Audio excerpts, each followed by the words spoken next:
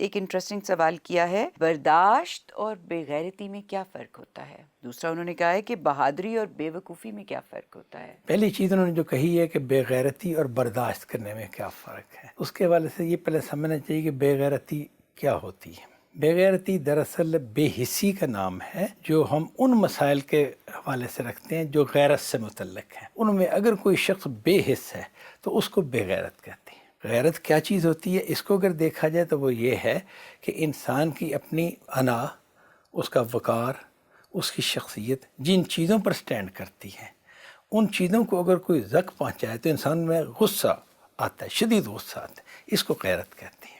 تو برداشت کرنا جو ہے نا وہ اصل میں یہ ہے کہ آپ اپنے انا کے حوالے سے، اپنے وقار، اپنی شخصیت کے حوالے سے جو سٹینڈ رکھتے ہیں آپ اس پر کھڑے ہونا چاہتے ہیں، قائم رہنا چاہتے ہیں، اور اس میں آپ کو کچھ مشکلات پیش آتی ہیں، آپ ان مشکلات کو سہتے ہیں، بے وقاری والی بات نہیں کرتے، اپنے وقار سے نیچے نہیں آتے۔ تو اب جو کچھ سہنا پڑ رہا ہے اسے برداشت کرنا کہیں۔ صرف برداشت اور بے غیرتی ہی نہیں بلکہ انہوں نے بہادری اور بے وقوفی میں بھی فرق کے لیے کہا ہے۔ جی یہ بھی میرے خیال بالکل اسی طرح ہی دو بالکل مختلف چیزیں ہیں۔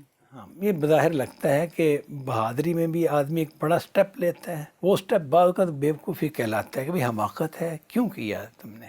تو ان میں فرق یہ ہے کہ جب بے مقصد آدمی کوئی سٹیپ لے تو وہ بیوقوفی ہوتی ہے۔ بھئی تم نے یہ کام کیوں کیا ہے؟ تمہیں کیا ضرورت تھی؟ تمہارے سے کیا متعلق تھا؟ اگر اس کا وہ جواب دے سکے کہ یہ مقصد تھا، یہ وجہ ہے، تو پھر وہ اس نے ایک بہادری کی کوشش کی ہے۔ اور اگر کہ نہیں بس ویسے ہی یا اوور کانفیڈنٹ ہونے کی وجہ سے تو اسے بیوقوفی کہیں۔ اگر سوچ سمجھ کے آپ جب چلتے ہیں اور نپے تلے قدم اٹھا کے کوئی ایکشن کرتے ہیں تو وہ بہادری کے ضمن با مقصد ایکشن جو ہے مقصد ہوتا اسے بہادری کہیں گے، ٹھیک ہے۔ اور بے مقصد ایکشن اسے ہم بیوقوفی کہیں۔